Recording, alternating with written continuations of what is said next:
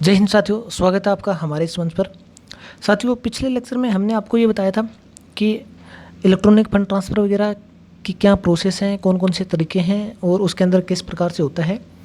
आज मैं आपको उससे थोड़ा आगे बताने वाला हूँ, क्योंकि कल मैंने इसको बीच में ही ड्रॉप कर दिया था क्लास को। आज वहीं से हम कंटिन्यू कर रहे हैं।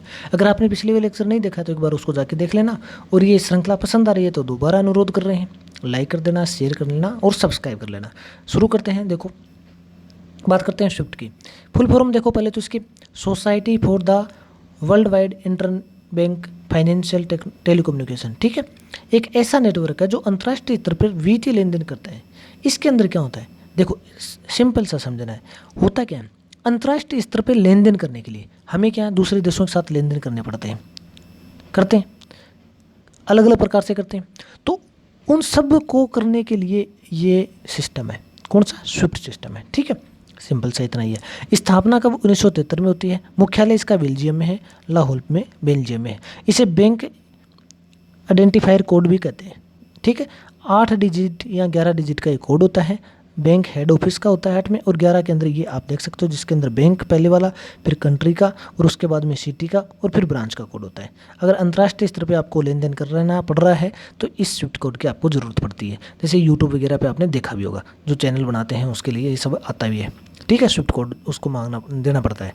आगे आगे चलते हैं। एटीएम की बात करते हैं। एटीएम क्या होता है, फुल फॉर्म है ऑटोमेटेड ट्रेलर मशीन। ठीक है, इलेक्ट्रॉनिक टेलीकम्युनिकेशन मंत्र जिसके द्वारा वित्तीय लेन देन संभव होता है। एटीएम जिसमें आप पैसे वगैरह निकाल सकते हो, पता ही आपको। प्रथम एटीएम कब लगा था, दुनिया का पहला एटीएम लगा था लंदन के अंदर 1967 में।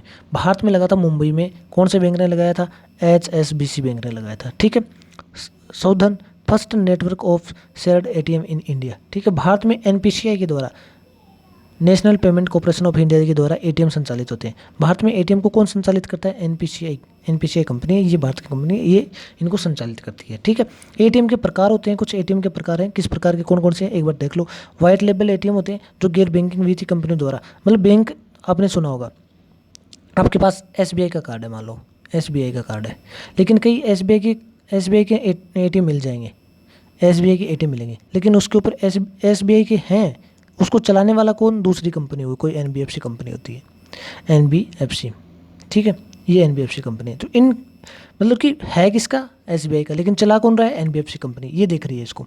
ये क्या कहलाएगा, वाइट लेबल एटीएम कहलाएगा। ठीक है, ब्राउन लेबल एटीएम कौन से होते हैं, जो खुद ही बैंक अपना चला रहा है। जैसे SBI का गया, आपने देखा SBI का एटीएम है, उसके ऊपर SBI का लोगो लगा है, तो वो क्या है, ब्राउन लेबल एटीएम है। ठीक है, इसके ऊपर SBI का लोगो नहीं होगा।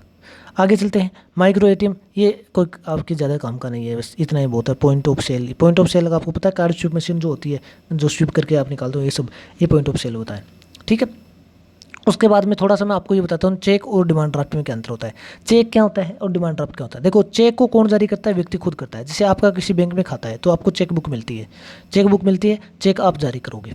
आप उस चेक बुक में से एक चेक पढ़ोगे और फाड़ के उसके बाद में उस पर साइन करके जो भी अमाउंट किसको देना है, जिसके नाम है, वो सब करके आप जारी कर दिया। इसका मतलब चेक कौन जारी करता है, व्यक्ति करता है। और DD कौन जारी करता है, बैंक करता है। DD में क्या होता है, आपको DD के अंदर क्या होता है, जैसे मान लो आपको 10,000 रुपये की DD बनवानी है, 10,000 रुपये की DD बनानी है, तो आप 10,000 रुपये लेके बैंक में जाओगे और बैंक से कहोगे कि मेरे को ये DD बनानी है 10,000 रुपये की, और किसके नाम से बनानी है वो सब आपको बताना पड़ता है कि इसके नाम से बनवानी है। तो उस नाम से आप 10,000 रुपये की DD बनवा लोगे, बैंक को 10,000 रुपये दे दिया, बैंक आपको DD बना के, एक पेपर है एक तरह से DD, वो बना के आपको दे देगा, और फिर वो जाके आप जमा करवा देते हो। जैसे आप पहले कभी फॉर्म भरते होंगे शायद, अभी तो नहीं है, ऑनलाइन पेमेंट सिस्टम हो गया तो DD बहुत कम हो गई है। तो पहले फॉर्म भरते थे, क्या करना पड़ता था, DD जमा करवानी पड़ती थी। जैसे 100 रुपये की DD है तो आपको क्या करना पड़ता, जैसे मान लो SSC का ही फॉर्म भर दिया आपने, तो SSC के नाम से आपको 100 रुपये की DD बनवानी पड़ती थी। बैंक में गए, 100 रुपये जमा करवाए, SSC के नाम से आपने DD बनवाई, और उस DD को फिर आप फॉर्म के साथ अप्लाई करते थे। समझ गए, तो ये होती है DD, और बैंक जारी करता है। ठीक है, इसकी जो वैधता है वो 3 महीने होती है, इसकी भी 3 महीने होती है।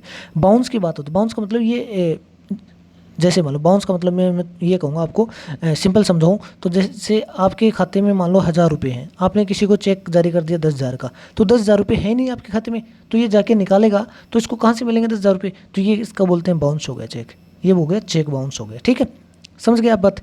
तो बाउंस चेक हो सकता है भाई, चेक तो बाउंस हो सकता है ना, हो सकता है कि उसने जारी कर दिया लेकिन उसके बैंक में खाते में पैसे नहीं है, तो चेक बाउंस हो सकता है। डीडी कभी नहीं बाउंस होती। क्यों नहीं होती डीडी? मैंने पहले बताया कि आप 10,000 रुपये की डीडी अगर बनवा रहे हो तो 10,000 रुपये लेके जाओगे बैंक में, और बैंक में लेके जाओगे, जमा करवाओगे 10,000 रुपये, उसके बाद में ही आपको बैंक डीडी देगा, नहीं तो देगा ही नहीं। जब आपने पैसे पहले ही जमा करवा दिए तो फिर बाउंस होने की कोई दिक्कत ही नहीं है, बाउंस हो ही नहीं सकता। इसलिए ये डीडी कभी बाउंस नहीं होती। समझ गए? कानून देखो, नेगोशिएबल इंस्ट्रूमेंट एक्ट 1881 के तहत है, ये भी प्रकरण में दिन लिखित 1881 के तहत चलते हैं। ये थोड़ा सा जनरल जानकारी थी, मैंने बता दी आपको। उसके बाद में बात करते हैं हम फंड के तरीकों की। देखो, फंड ट्रांसफ़र के तरीके होते हैं, कई तरीके हैं, उनकी बात करते हैं। कौन कौन सा? देखो, एक NEFT होता है, नेशनल इलेक्ट्रॉनिक फंड ट्रांसफ़र, बता दिया मैंने थोड़ी देर पहले। RTGS real time gross settlement होता है। IMPS इमीडिएट पेमेंट सर्विस होता है। UPI यूनिफाइड पेमेंट इंटरफेस होता है। Bhim Bharat interface for money use करते होंगे आप, UPI भी यूज करते हैं, भीम भी यूज करते हैं। AEPS के आधार इनबिल्ट पेमेंट सिस्टम होता है। और BBPS Bharat bill payment system होता है। ECS होता है, इलेक्ट्रॉनिक क्लियरिंग सर्विस होता है। ये देख लेना आप, ये फुल फॉर्म कोई वो नहीं है, आप अपने हिसाब से देख लेना। KYC का बताता हूँ मैं आपको, KYC क्या होता है। देखो, KYC की फुल फॉर्म होता है नव योर कस्टमर। क्या होती है? नव योर कस्टमर। इसकी क्या है विशेषता, क्या है? देखो, व्यक्ति की पहचान सुनिश्चित करने की एक प्रणाली है ये, ठीक है। इसका जो कानून है वो है धन शोधन अधिनियम 2002 के तहत KYC करनी पड़ती है। KYC दिवस मनाया जाता है अगस्त माह का पहला कार्यकारी दिवस है। समझाता हूँ KYC का। देखो, आप बैंक में आपने खाता खोल लिया, ठीक है, तो फिर बैंक वाले कहते हैं कि आप KYC करवाओ। समझ गए? KYC करवाओ, कहते हैं ये बात। अगर आपकी KYC हो रखी है तो नहीं करवाएंगे, लेकिन नहीं हुई है, आपने कभी खाता खुलवा लिया लेकिन KYC नहीं करवाई, तो बैंक वाले कहेंगे, अगर आपको कुछ भी लेन देन करने हैं कुछ लिमिट से ऊपर, तो आपको फिर बैंक वाले पहले कहेंगे KYC करवाओ, आपके खाते की KYC नहीं है। KYC का मतलब क्या हुआ कि बैंक आपको जानता नहीं कि आप कौन है। बैंक आपको जानता नहीं है कि आप कौन है। क्यों नहीं जानता? आपने बैंक में सिर्फ खाता खोला, पैसे जमा करवाए, आपके कुछ भी एक लिमिट तक पैसे जमा करवाए, बैंक ने आपको कुछ नहीं कहा, ठीक है, आपने पैसे जमा करवाए, कर लिए बैंक ने, और जब निकलवाने गए तो आपको दे भी दिया। लेकिन अगर उसके बाद में कुछ लिमिट से बाद में आगे आप कुछ लेन देन करना चाहोगे, कोई लोन वगैरह लेना चाहोगे, उसके लिए आपको KYC करवानी पड़ेगी। क्यों करवानी पड़ेगी? क्योंकि उसके लिए ये ज़रूरी है बैंक को कि आपको वो पहचाने कि आप हैं कौन। KYC का मतलब सिंपल सा इतना ही है कि बैंक को पहचानना है कि आप कौन हो। और इसके लिए क्या करना पड़ेगा? आपको बैंक को कोई ID देनी पड़ेगी, अपनी ID देनी पड़ेगी। जब बैंक अपनी ID मांगता है खुद की अपनी, जब हम गए बैंक में और बैंक हमारी ID मांगता है, इसका मतलब वो हमारा KYC कर रहा है, हमें जान रहा है कि हम कौन है। तो बैंक को नव योर कस्टमर, समझ गए? तो इसको बोलते हैं KYC। इसके लिए आपको कोई ID देनी पड़ती है और एक प्रक्रिया वो करके पूरा फॉर्म फिल करके आपको KYC करवा लेते हैं। समझ गए बात? इसको बोलते हैं KYC। आगे बात करते हैं गैर निष्पादित परिसंपत्तियाँ। देखो, सिंपल सा समझाऊंगा बहुत बढ़िया तरीके से इसको, क्योंकि ये बहुत कंफ्यूज करती है लोगों को। बैंकों द्वारा ग्राहकों को दिया गया वह ऋण जिसका भुगतान 90 दिन या उससे अधिक समय से नहीं किया जा रहा हो, NPA कहलाता है। सिंपल सी बात बताता हूँ, इसके कुछ अपवाद हैं वो बता देता हूँ। पहले मैं समझा दूँ NPA होता है क्या, NPA क्या होता है। अब देखो, आपने बैंक, ये बैंक है SBI से आपने मान लो 1 लाख रुपये का लोन लिया, 1 लाख रुपये का, ठीक है, 1 लाख रुपये का लोन ले लिया। अब 1 लाख रुपये के लोन में आपकी महीने की 10,000 रुपये किस्त बन गई, 10,000 रुपये की किस्त बन गई, ठीक है। ये 10,000 रुपये की हर महीने आपको 10,000 रुपये जमा करवाने हैं, और ये मान लो लगभग 15 महीने में कंप्लीट हो रही है आपकी, 15 महीने आपको ऐसे करवाने हैं। समझ गए बात? ये होगी आपकी यहाँ तक की प्रोसेस। आपने बैंक से 1 लाख रुपये का लोन लिया और 10,000 रुपये हर महीने आपको जमा करवाने हैं और 15 महीने तक जमा होंगे, ठीक है। अब क्या होता है, आपने एक किस्त जमा करवा दी, पहली, दूसरी करवा दी, तीसरी करवा दी, हो सकता है आपने 3, 4, 5 जितने भी करवाई, या फिर पहली नहीं करवाई। कहने का मतलब आपको हर महीने क्या करना है, SBI को 10,000 रुपये देने हैं। अगर हर महीने आप 10,000 रुपये को दे रहे हैं, बैंक को 10,000 रुपये दे रहे हैं, तो क्या है, आपकी जो किस्तें हैं वो रेगुलर पहुंच रही हैं। समझ गए? लेकिन अगर आपने ये किस्तें देना बंद कर दी, मान लो पहले महीने किस्त आई आपकी, दे दी, दूसरे महीने आई आपने दे दी, तीसरे महीने आपने किस्त नहीं दी, ठीक है, तो देखो, पहले महीने की 1 तारीख को आपको पेमेंट देना होता है। सपोज कर लो इस महीने की 1 तारीख को आप पेमेंट देना होता है, तो तीसरे की भी 1 तारीख को आपको पेमेंट देना पड़ेगा, फिर चौथे की 1 तारीख को पेमेंट देना पड़ेगा, इस प्रकार से देना पड़ेगा। लेकिन आपने यहाँ तक तो पेमेंट दे दिया, इसके बाद पेमेंट देना बंद कर दिया, तो यहाँ से अगर 90 दिन तक लगातार आप पेमेंट नहीं देते हैं, बिल्कुल भी नहीं देते हैं। तो ये आपकी जो संपत्ति है, आपका जो लोन है, वो एनपीए कहलाने लग जाएगा, एनपीए कहलाने लग जाएगा। समझ गए बात? सिंपल सा। कहाँ से? जिस दिन आपने भुगतान किया था, लास्ट भुगतान किया था, कब? इस दिन। तो यहाँ से देखो 30 दिन तक, ये 30 दिन हो गए। 30 दिन बाद में आपको देना था पेमेंट, लेकिन आपने नहीं दिया, तो 30 दिन ये काउंट हो गए। ठीक है, नहीं दिया कोई बात नहीं, आपकी एनपीए नहीं हुई। फिर आगे 30 दिन और नहीं दिया, इस महीने अगले में नहीं दिया, तो फिर 30 दिन और जुड़ गए, 60 दिन हो गए। फिर अगले 30 दिन नहीं दिया, ये 90 दिन हो गए। तो इसका मतलब यहाँ से लेके लगातार 90 दिन तक आप कोई पेमेंट नहीं देते हैं बैंक को, किसी भी प्रकार का कुछ भी पेमेंट नहीं देते, तो वो एनपीए हो जाए, वो एनपीए कहलाएगा। आपका वो जो लोन था वो बैंक उसको एनपीए घोषित कर देगा। एनपीए घोषित करने के बहुत सारे साइड इफेक्ट होते हैं, कस्टमर के ऊपर भी पड़ते हैं, क्योंकि कंज्यूमर की भी वो सिविल ख़राब होती है, एक मार्क्स मिलते हैं, सिविल का मतलब रिकॉर्ड होता है, वो ख़राब होती है। समझ गए? तो एनपीए का सिंपल सा मतलब समझ गए आप, कि आपने लगातार 3 महीने तक अगर पैसे नहीं जमा करवाए, अपने लोन की किस्त जमा नहीं करवाई, तो वो एनपीए खाता हो जाएगा आपका। समझ गए? अगर इसके अंदर बीच में मान लो, अब मैं ये बताऊंगा आपको, यहाँ दूसरे महीने तक आपने पैसे जमा करवाए, तीसरे में नहीं करवाए, चौथे में नहीं करवाए, पाँचवें में, यहाँ तक 30 दिन ये, 30 दिन ये, 30 दिन ये हो गए, 30 दिन ये हो गए, 30 दिन ये हो गए, 90 हो गए। अगर यहाँ नहीं जमा करवाए, फिर यहाँ नहीं करवाए, और यहाँ आके अगर आप जमा करवा देते हैं, तो फिर आपका खाता एनपीए नहीं होगा, फिर एनपीए नहीं होगा। ठीक है? यहाँ आके कुछ भी जमा करवा देते हैं, कुछ भी, अगर ब्याज भी करवा देते हैं, 10,000 किस्त बनती है, मान लो आपका ब्याज 1,000 रुपये बन रहा हो उसमें, तो अगर ब्याज भी जमा करवा देते हैं तो एनपीए नहीं होगा। एनपीए का मतलब समझ गए आप? अब लेकिन इसमें कुछ अपवाद हैं खेती के क्षेत्र में। देख लो, लघु अवधि के जो ऋण होते हैं कृषि के, कृषि फसल के लिए दिया गया ऋण जिसका भुगतान 2 फसल अवधियों तक नहीं होता, 80 दिन 180 दिन तक नहीं होता, तब जाके ये एनपीए होता है। जैसे मान लो मैंने ये बता दिया, आपने पर्सनल लोन लिया, होम लोन लिया, किसी प्रकार का लोन लिया, उसको 90 दिन तक जमा नहीं करवाया तो एनपीए हो जाएगा। लेकिन अगर कृषि के क्षेत्र के अंदर ये है, अगर कृषि के क्षेत्र के लिए आपने केसीसी के थ्रू लोन लिया है, तो ये 180 दिन तक चलेगा। 180 दिन तक अगर नहीं जमा करवाया तब जाके एनपीए होगा। ये 90 दिन में नहीं होगा, 3 महीने या 90 दिन में नहीं होगा, 180 दिन तक की छूट होती है इसमें। ठीक है? और दीर्घ अवधि की जो फसल होती है, उसके अंदर एक फसल के लिए फसल है जो दिया गया ऋण जिसका भुगतान एक फसल मौसमी के लिए होता है, उसके 180 दिन यहाँ हो गया, तो वहाँ भी 180 दिन, मतलब जो बड़ी दीर्घ अवधि की फसल होती है उसको एक फसल अवधि के लिए, और जो लघु अवधि की फसल होती है उसके लिए 2 फसल अवधि के लिए लोन एनपीए नहीं होता है। समझ गए? ये दोनों पॉइंट आप याद रखना, क्योंकि ये पूछे जा सकते हैं एग्जाम में। आगे बात करते हैं हम, एनपीए का वर्गीकरण क्या है, किसने? आरबीआई ने। किस प्रकार से? सब स्टैंडर्ड परिसंपत्ति, संदिग्ध परिसंपत्ति और हानि वाली परिसंपत्ति, लॉस असेस्ड। कैसे हैं समझाता हूँ। देखो, मैंने यहाँ बताया था कि दूसरे महीने की 1 तारीख ने अपने पैसा जमा करवाया, अपनी किस्त जमा करवा दी, तीसरे की में नहीं करवाया, चौथे की में नहीं करवाया, पाँचवें की में नहीं कराया, यहाँ से 30 दिन हो गए, ये 30 दिन हो गए, ये 30 दिन हो गए। तो यहाँ तक जब ये पहुँचेगा ना आपका 30 ऐसे 90 दिन पहुँचे, तब तो एनपीए होगी, तब तो एनपीए होगी। इस दिन आपकी एक संपत्ति है, आपका जो लोन है वो एनपीए घोषित हो गया है। इस महीने की 1 तारीख की नाइट के 12 बजे ये एनपीए घोषित हो जाएगा 5वें महीने में। ठीक है? अब देखो, जिस दिन एनपीए घोषित हुआ है उसके बाद में ये जो आगे लोन है ये क्या कहलाएगा? अब ये कहलाएगा सब स्टैंडर्ड। कब तक? 1 साल तक। यहाँ से 1 साल तक ये कहलाएगा सब स्टैंडर्ड परिसंपत्ति एनपीए की जिस दिन घोषणा हो जाती है उससे 1 वर्ष या इससे कम तक, यहाँ से लेके यहाँ तक ये क्या कहलाएगा? सब स्टैंडर्ड। ठीक है? उसके बाद में अगर यहाँ से लेके और आगे तक आप जमा नहीं करवाते हैं तो ये फिर कहलाएगा संदिग्ध संपत्ति। और कब तक? ये 2 साल तक संदिग्ध है। और फिर इससे भी जब आगे चला जाता है, ठीक है, 3 साल तक पहुंच जाता है, लगभग 3 साल तक, तो ये फिर हानि वाली संपत्ति हो जाती है। हानि वाली संपत्ति घोषित करने के लिए कमेटी बैठेगी, कमेटी घोषित कर देगी, हाँ ठीक है ये संपत्ति नहीं आने वाली, इसी के कोई आसार नहीं है, तो इसको फिर हानि वाली लॉस असेस्ट घोषित कर दी जाती है और उसको हानि वाली संपत्ति कहा जाता है। समझ गए? इतनी बात आपको समझ में आ गई, तो आगे चलते हैं थोड़ा सा। देखो आगे, अब इसके कारण क्या है? एनपीए होता क्यों है भाई? एनपीए क्यों हो गया? एनपीए का मतलब ये है कि आपने बैंक से लोन लिया, कोई भी हो सकता है, मैं आपके पर्सनल नाम नहीं रहा हूँ, किसी ने बैंक से लोन लिया, विजय माल्या का नाम सुन लो आपने, मोदी का मानो, वो कौन सा नीरव मोदी था उसका नाम मान लो, पीएनबी में घोटाला करके गया, इस प्रकार के किसी ने भी लोन लिया, उसने अगर बैंक को वापस जमा नहीं करवाया, वो एनपीए। समझ गए? टाइम पे अगर वापस जमा नहीं करवाता है 30 दिन तक, वो एनपीए हो गया। आगे चलते हैं। कारण क्या है इसके? कृषि क्षेत्र में अनिश्चितता होते हैं। कारण क्या है इसके?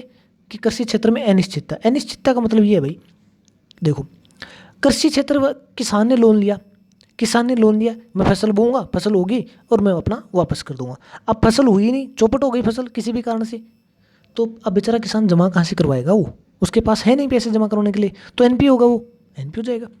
औद्योगिक उत्पादन में कम, किसी उद्योग ने लिया, पैसा लिया, उत्पादन नहीं हुआ, बिक्री नहीं हुई, किसी भी कारण से उसके पास पैसा नहीं है, तो फिर एनपीए हो जाएगा। बैंकों का कुप्रबंधन, ये देखो, ये भी बहुत बड़ा मेजर कारण हो जाता है एनपीए के अंदर। बैंकों का सही तरीके से संचालन नहीं हो रहा, सही तरीके से अपने के भाई भतीजावाद कर दिया, किसी भी कारण से मान सकते हो आप कि बैंकों ने सही तरीके से लोन जांच करके नहीं दिया, या फिर ऐसे व्यक्ति को दे दिया जिसकी नेचर ही ऐसी है। किसी के तो कारणवश, किसी के मजबूरीवश पैसे नहीं जमा करवाए जाते हैं, और कोई ऐसे होते हैं जो बैंकों से पैसे लेके जमा ही नहीं करवाना चाहते, तो वो बैंकों का कुप्रबंधन में आएगा। रोकड़ इकाइयों को बंद करने हेतु उचित पारदर्शी नीति नहीं है। किसानों की ऋण माफी हो जाती है, कई बार उससे भी होता है, क्योंकि ऋण माफी से भी ऐसे आशा हो जाती है लोगों को कि माफ़ हो जाएगा, अरे बंद करो, किस लिए देना है, इस प्रकार के होते हैं। वैश्विक मंदी आ जाती है, तब भी होता है। लोक लुभावनी राजनीति होती है, लोग इससे भी हो जाती है। दोहरे तुलन पत्र की समस्या आ जाती है। ये सब ये इसके एनपीए के कारण है। आगे चलते हैं, देखो प्रभाव क्या होता है इससे। भाई एमपीए हो गया तो उसका प्रभाव क्या होगा? बैंक पे क्या प्रभाव पड़ेगा, ग्राहक पे क्या प्रभाव पड़ेगा, और सरकार या उद्योगों पे क्या प्रभाव पड़ेगा? बैंकों की बात करते हैं पहले। बैंकों पे क्या प्रभाव पड़ेगा? बैंकों की साख सर्जन क्षमता कम हो जाएगी। साख सर्जन का मतलब मैंने बता दिया था कि बैंक जितनी बार लोन दे सकता है एक ही पैसे से, जैसे 100 रुपये के अमाउंट से बार बार कितना लोन दे सकता है, वो उसकी साख क्षमता है। तो साख क्षमता कम हो जाएगी, क्योंकि पैसा रुक गया ना, बैंक का पैसा रुक गया एनपीए होने से। अब पैसा नहीं है तो फिर लोन कहाँ से देगा? तो साख क्षमता कम हो जाएगी। मौद्रिक संचरण की समस्या भी आएगी। मौद्रिक संचरण मैंने बताई थी अच्छी तरह से, उसमें भी समस्या आएगी। और ग्राहकों पे क्या प्रभाव पड़ेगा? लोन महंगा हो जाएगा। अब बैंक लोन महंगा कर देंगे, क्योंकि उनको घाटा हुआ, उसकी पूर्ति कहाँ से करेंगे? ग्राहकों से तो करेंगे। लोन महंगा हो गया, फिर मुश्किल ऋण हो जाएगा। अब मिलेगा भी मुश्किल से, जांच पड़ताल अच्छी तरह से, मतलब कागजी कार्रवाई बहुत तगड़ी हो जाएगी अब, तो फिर मुश्किल हो जाएगा लोन लेना।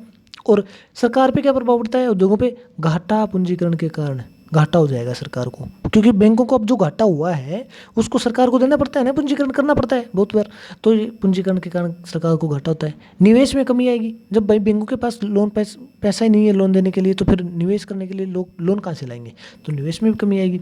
वैश्विक स्तर पर भी साख में गिरावट आती है, भाई वैश्विक स्तर पर भी गिरावट आएगी। ये सब इसके थोड़े नकारात्मक प्रभाव हैं। बात अब समाधान की करें कि इसका समाधान क्या हो सकता है, तो देखो सामान्य समाधान क्या है और एक सरकारी समाधान क्या है, इसके लिए मैं बताता हूँ आपको।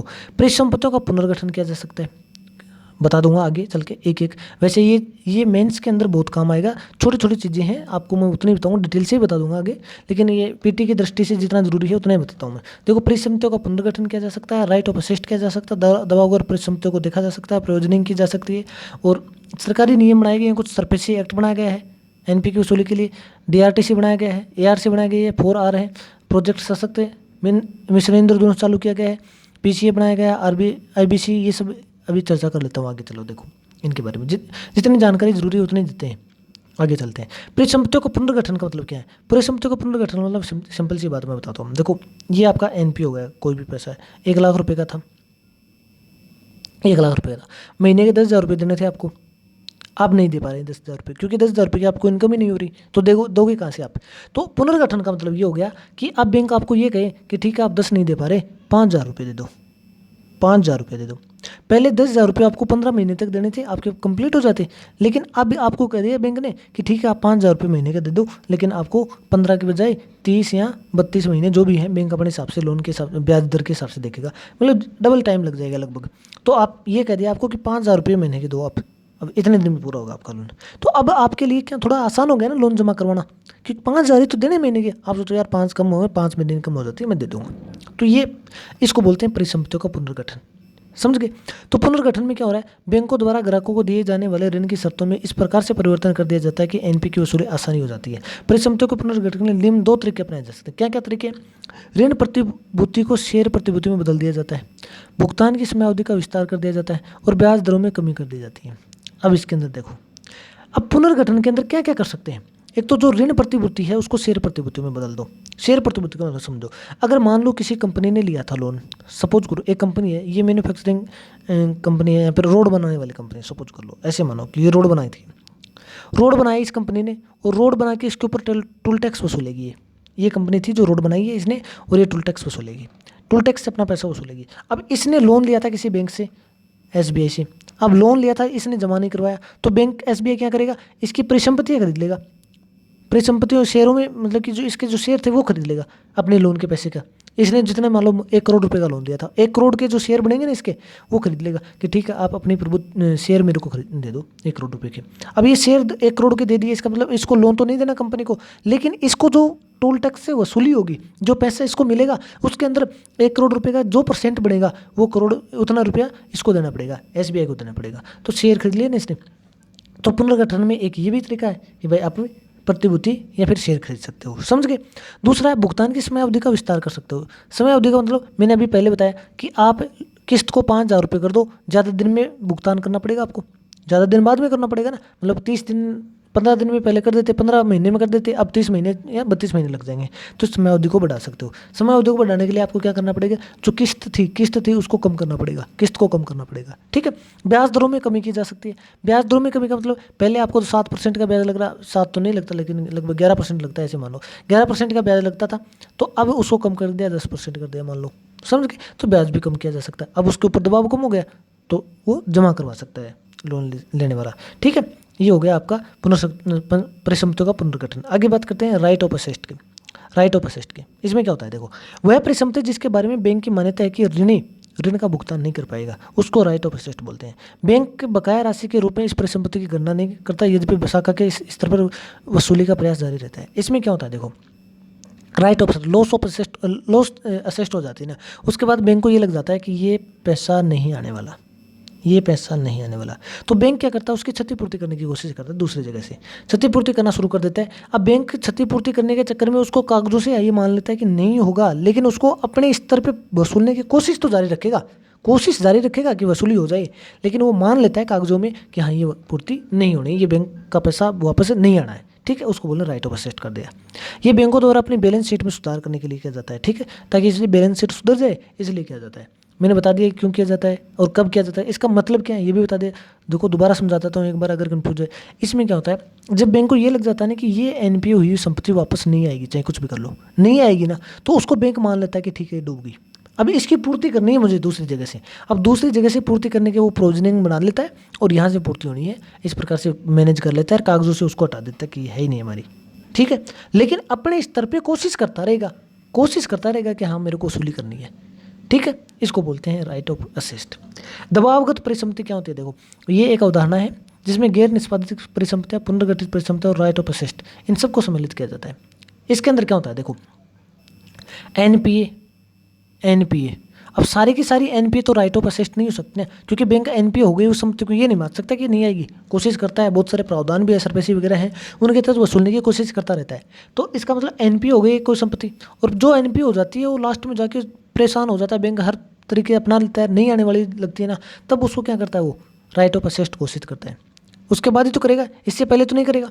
फिर राइट ऑफ असेस्ट WOSA लिख देता हूँ, ठीक है, ये होगी। और एक है पुनर्गठित, मान लो कोई एनपीए हुई थी, उसने बैंक ने पुनर्गठित कर दी, अरे ये पुनर्गठित हो गई तो फिर वापस उसकी वसूली जिस प्रकार से हो गई वो संपत्ति। इन सब तीनों को मिला के अगर जोड़ लिया जाए तो उसको बोलते हैं दबावग्रस्त परिसंपत्ति, मतलब इनके ऊपर दबाव पड़ा हुआ है ना, तो इसको बोलेंगे दबावग्रस्त परिसंपत्ति, समझ गए। तो दबावग्रस्त परिसंपत्ति में क्या आएगी, गैर निष्पादित संपत्ति, पुनर्गठित परिसंपत्ति और राइट ऑफ असेस्ट, इन तीनों को मिला के क्या कहते हैं, दबावग्रस्त स्ट्रेस असेस्ट कहते हैं। आगे चलते हैं थोड़ा सा और, देखो थोड़ा जल्दी करते हैं। ये दबावग्रस्त परिसंपत्ति मैंने बता दी सरकारी। अब सरफेसी एक्ट के बारे में समझ लो, ये सरफेसी एक्ट क्या है, ये क्या था, इसके फुल फॉर्म है, ये देख लेना आपको जो वो नहीं है। अधिनियम बैंकों को एनपीए की स्थिति में ग्राहक को परिसंपत्तियों का अधिग्रहण करने का अधिकार देता है। इसमें क्या होता था, देखो ये कोई एनपीए होगी, मान लो परिसंपत्ति एनपीए होगी, अब इससे ये एनपीए ऐसे मान लो ये ए बंदा था, इसने लोन लिया बैंक से और एक बिल्डिंग बना ली, इतनी बड़ी ये बिल्डिंग बना ली, ठीक है, 7 मंजिल बिल्डिंग बना ली। अब पैसा नहीं वापस लौटा रहा बैंक को, पैसा नहीं लौटा रहा, तो अब इस बिल्डिंग के ऊपर अगर बैंक अधिकार कर ले तो क्या पता इसकी वसूली हो जाए, लेकिन ये पहले अधिकार कर नहीं सकता था संपत्ति पे बैंक। इसके लिए क्या क्या भाई कानूनी रूप से इनको अधिकार भी तो मिले बैंकों को कि ये अपना इसके ऊपर अधिकार कर सके, क्योंकि इसने लोन से ये तो बनाई है बिल्डिंग। तो इसके लिए सरफेसी एक्ट आया 2002 में, इसमें ये छूट दे दी बैंकों को कि आप बिना किसी न्यायालय के चक्कर काटे हुए आप इसके ऊपर कार्रवाई कर सकते हो, कार्रवाई करके ये जो इसकी संपत्ति इसको नीलाम कर सकते हो, इसको बेच सकते हो, इसके ऊपर अधिकार कर सकते हो किसी प्रकार से। तो आपको पता होगा बैंकों ने कुर्की के आदेश भी निकाल दिए जाते हैं कई बार ऐसे, ठीक है। तो ये सरफेसी एक्ट है, उसके तहत करते हैं, ये सरफेसी एक्ट इतना ही है, आरबीआई द्वारा नियमित किया जाता है इसको। आगे चलते हैं थोड़ा सा और ऋण वसूली प्राधिकरण डिबेट रिकवरी ट्रिब्यूनल, इसके अंदर क्या होता है, डीआरटी मुख्यतः एनपीए से संबंधित विवादों को निपटारा करता है। अगर मान लो एनपीए से संबंधित कोई विवाद है तो ये एक प्रकार का कोर्ट है, सिविल न्यायालय की शक्तियाँ प्राप्त होती हैं, ये कोर्ट है डीआरटी से। ये क्या करता है, इनके विवाद जितने भी होते हैं उनको निपटारा करता है। इतना ही मान लो इसके बारे में। अब थोड़ा जल्दी करते हैं क्योंकि ये काम की चीज़ें नहीं इतनी। परिसंपत्ति पुनर्संरचना कंपनी एआरसी, एआरसी क्या होती है, इनके बारे में पता करो। देखो होता क्या है एआरसी में, क्या होता है, आपने ये बैंक है, मान लो एसबीआई है, एसबीआई बैंक है, इसने लोन दिया किसी को, वो हो गया एनपीए। अब बैंक के पास इतनी क्षमता नहीं होती है कि इसको वसूल ले एनपीए होने के बाद में, क्योंकि बैंक के जो कर्मचारी हैं वो लोन देने में सक्षम है, लोन देने में सक्षम है, बैंक के कार्य करने में सक्षम है, लेकिन उसको ये नहीं पता, कोई अगर मान लो इस प्रकार का बंदा है जो लोन लौटाना नहीं चाहता या फिर उनकी नियत नहीं है लौटाने की, उन सबसे कैसे लड़ा जाए, उन सबसे वसूली कैसे की जाए, ये बैंक के कर्मचारियों के पास इतनी क्षमता नहीं होती है, क्योंकि वो ट्रेन थोड़ी होती है इस मामले में। तो इसके लिए एक कंपनी बनाएगी एआरसी। इसके जो कर्मचारी होते हैं वो सारे के सारे इतने परफेक्ट होते हैं कि वो हर किसी लोन को निकालने में सक्षम होते हैं। अब क्या होता है, एसबीआई ये लोन जितना भी था, मान लो इसके पास 1 करोड़ रुपए की परिसंपत्ति थी जो एनपीए हो चुकी है, बैंक इसको बेच देगा 1 करोड़ की, भाई मेरी तो ये डूबने वाली है, आप इसकी वसूली कर लो। अब एआरसी इसको खरीद लेगी, ठीक है, 1 करोड़ की संपत्ति है ना, मैं तो 70 लाख रुपए में खरीदूंगा, आपको 70 लाख रुपए मिल जाएंगे। बताओ, एसबीआई को कहेगा एआरसी कि आपको 70 लाख रुपए मिल जाएंगे, आपको चाहिए तो बता दो, नहीं चाहिए तो ऐसे बताओ। मान लो एसबीआई ने सहमति बता दी, ठीक है 70 लाख रुपए आप मेरे को दे दो और आप वसूल कर लो, 1 करोड़ रुपए तक आपकी वसूली होगी। तो यहाँ वो 1 करोड़ वसूलेगा तो 30 लाख रुपए बच गए ना, तो एआरसी को 30 लाख रुपए बच जाएंगे। एआरसी के पास एक कानून है, ये सरफेसी वगैरह इन सब का यूज करके एआरसी के पास इतने योग्य अधिकारी भी हैं, वो कर्मचारी भी हैं जो कि वसूली कर सकते हैं। ये जिसके पास लोन था उसके पास जाएंगे, ठीक है भाई ले वसूली करो, और इनसे वसूली कर लेंगे। जब इनसे वसूली हो गई तो इसको 30 लाख रुपए बच गए, ये हो गई एआरसी। इस प्रकार की कंपनी है, ठीक है, सिंपल मैंने समझा दिया। आगे चलते हैं थोड़ा सा, परिसंपत्ति पुनर्संरचना कंपनी एसेट, वो ए दोबारा आ गए, ठीक है। उसके बाद 4R, इसके अंदर क्या करना पड़ता है, इसके अंदर 4R में सुधार, रिफॉर्म करना है, पुनर्पूंजीकरण करना है, पहचान करनी है और समाधान रिजोल्यूशन है, ये 4R है और कोई ज़्यादा काम की नहीं है। बस लगभग मेरा हिसाब से अब हो गया है, थोड़ा सा और बचा है। प्रोजेक्ट सशक्त चलते हैं, प्रोजेक्ट सशक्त में करोड़ों के, ये इसके अंदर ये प्रोजेक्ट सशक्त कोई काम का नहीं है ज़्यादा। ये देखो सशक्त में 50 करोड़ तक की एनपीए, ये भी आपकी कोई पेटी में कोई काम का नहीं है, ठीक है। लीड बैंक का 180 दिन में समाधान करते हैं एनसीएल। त्वरित सुधारात्मक कार्रवाई की बात करते हैं पीसीए, ये त्वरित समाधान, ये भी कोई काम की नहीं है।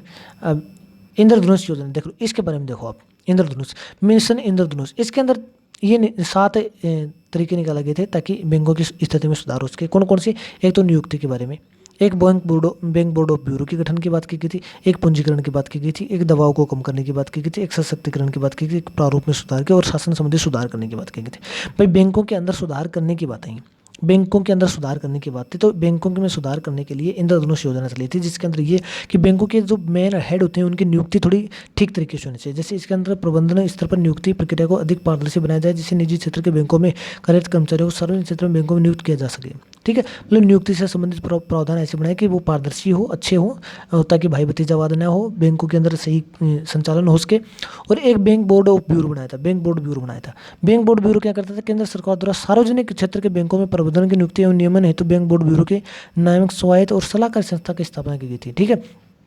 ये सलाहकारी थी और स्वायत्त एक अलग से ऑटोनोमस बोर्ड है, इसके अंदर सरकार की कोई हस्तक्षेप ना होता कि, ठीक है, इसलिए ये बैंक बोर्ड ब्यूरो के। और पूंजीकरण का मतलब उसको दोबारा पूंजी दी जाए, पूंजीकरण का मतलब यह दबाव को कम किया गया, दबाव को भी कम होना चाहिए, सशक्तिकरण किया जाए, बैंकों का सशक्तिकरण होना चाहिए, और प्रारूप भी तैयार किया जाए, फ्रेमवर्क बनाया जाए एक, और शासन संबंधी सुधार, बैंकों के जो शासन है उसमें भी सुधार करने की बात है। ये पॉइंट याद रखने हैं आपको, कौन कौन से पॉइंट है इसमें मिशन इंद्रधनुष के अंदर, ठीक है, 7 पॉइंट है, आप इसको देख भी सकते हो वैसे। और दिवालिया और दिवालिया संहिता 2016, इसके बारे में बता देता हूँ थोड़ा सा। देखो दिवाला और दिवालियापन संहिता 2016, इसमें क्या होता है, इंसॉल्वेंसी की समस्या के समाधान के लिए एक समय प्रक्रिया प्रदान करती है।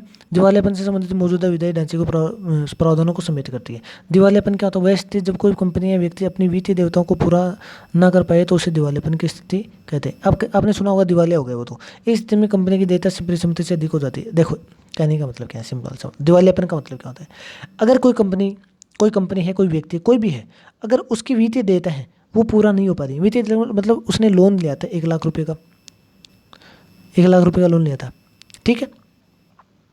अब इसने कुछ भी करना शुरू कर दिया, लोन मान लो या जमा मान लो, कुछ भी मान लो, अब इसने कुछ भी करना शुरू कर दिया, तो ये लोन, इसका लोन क्या है, ये 1 लाख रुपए का इसके पास अगर जमा हुआ तो, या किसी भी प्रकार से इसके पास लोगों से पैसा आया, तो ये इसकी देयता है ना, इसकी जिम्मेदारी बनती है ना इस व्यक्ति की कि ये 1 लाख रुपए लौटाएगा लोगों को 1 लाख रुपए लौटाएगा, ये देयता है इसकी। तो ये देयता है ना इसकी, ये देयता अगर ये पूरी ना कर पाए, ये देयता ये पूरी ना कर पाए, मतलब 1 लाख रुपए देने में सक्षम ना हो, डूब जाए, कुछ भी किसी भी कारण से घाटा लग गया, तो ये इस क्या हो गया, दिवालियापन हो गया, इसको बोलेंगे दिवाला। तो आपने सिंपल नाम सुना, दिवाला हो गया मैं तो वो दिवालियापन बोलते हैं इसको, ठीक है, इसको बोलते हैं दिवालियापन। अब परिसंपत्तियाँ इसके यहाँ ये लिखा है, वित्तीय देयता है को पूरा न कर पाए उसे दिवालियापन की स्थिति कहते हैं। इसके अंदर देयता परिसंपत्ति से अधिक हो जाती हैं, जो देयता होती है उसके पास मान लो 1 लाख रुपए की देयता है वो, और इसके पास परिसंपत्ति कितनी है, कुल मान लो 50,000 रुपये की संपत्ति है, तो ये जो परिसंपत्ति है इससे ज़्यादा होगी ना, देना इसके पास जितना है, जो पैसा है, जितनी परिसंपत्ति, कुछ भी इसके पास जितनी भी है, उससे ज़्यादा तो इसको देना पड़ रहा है ना, तो ये देगा कहाँ से, नहीं दे पाएगा, इसका मतलब ये दिवालिया हो गया, तो इसको बोलते हैं दिवालापन। बैंक्रप्सी का मतलब क्या, दिवालियापन के बाद की कानूनी प्रक्रिया जिसके द्वारा वित्तीय संस्था अपने ऋण की वसूली कर सकते हैं, उसे बैंक्रप्सी कहते हैं। अब देखो, जब कोई दिवालियापन हो गया, कोई दिवालिया घोषित हो गया है, तो उसको, उससे जो वसूली की जो प्रक्रिया है, उसको वित्तीय संस्था जो प्रक्रिया अपने ऋण वगैरह की वसूली करते हैं, उसको बोलते हैं बैंक्रप्सी, ठीक है, इतना ही बहुत है। आगे चलते हैं, आरबीआई के प्रयास देखो, आरबीआई ने कुछ योजनाएं चलाई हैं इन सब के लिए कि भाई बैंकों की स्थिति में सुधार हो, विशेषकर एनपीए के अंदर, एनपीए में सुधार हो, इसके लिए कुछ जैसे 5-25 योजना है, ठीक है। परिसंपत्ति पुनर्निर्माण कंपनी एआरसी की बात कर ली मैंने, परिसंपत्ति गुणवत्ता AQR की बात कर ली, JLF संयुक्त ऋणदाता फोरम है, कोऑपरेटिव ऋण पुनर्गठन CDR, रणनीतिक SDR के S4A योजना है, ये सब है।